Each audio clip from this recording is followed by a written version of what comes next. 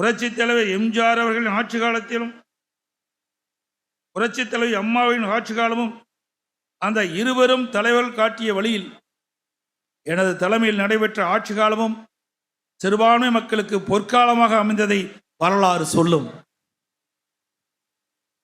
அனைத்து இந்திய அண்ணா திராவிட முன்னேற்ற கழக ஆட்சி காலங்களில் இஸ்லாமிய சகோதர சகோதரிகளுக்காக அவர்களின் சமூக பொருளாதார மேம்பாட்டிற்காக எண்ணற்ற நலத்திட்டங்களை நாம் செயல்படுத்தி வருகிறோம். ஹஜ் புனித பயணம் மேற்கொள்ளும் சகோதரர்களுக்கான தங்குதடை நிதி ஒதுக்கீடு செய்தது அனைத்து இந்திய அண்ணா திராவிட முன்னேற்ற கழக அரசாங்கம்.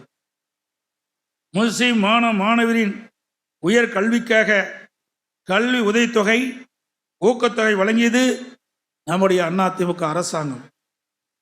முஸ்லிம் சமுதாய பெண்கள் சுயமாக தொழில் தொடங்கி பொருளாதார நீதியில் தன்னிறைவு பெற்றிட வட்டில்லாமல் கடனுதவி வழங்கும் திட்டத்தை கொண்டு வந்து நம்முடைய அதிமுக அரசாங்கம். வகுப்பு சொத்துக்களை கண்டுபிடித்து பாதுகாத்து அந்த சொத்துக்களை ஆக்கிரமிப்பிலிருந்து மீட்டு அவை இஸ்லாமிய சமுதாயத்தின் மேம்பாட்டிற்கு பயன்படும் வகையில் செய்தது நம்முடைய அரசாங்கம். இந்த தேர்தல் நேரத்தில் நபிகள் அவர்கள் வாழ்வில் நிகழ்ந்த சம்பவம் ஒன்றை நான் குறிப்பிட விரும்புகின்றேன்.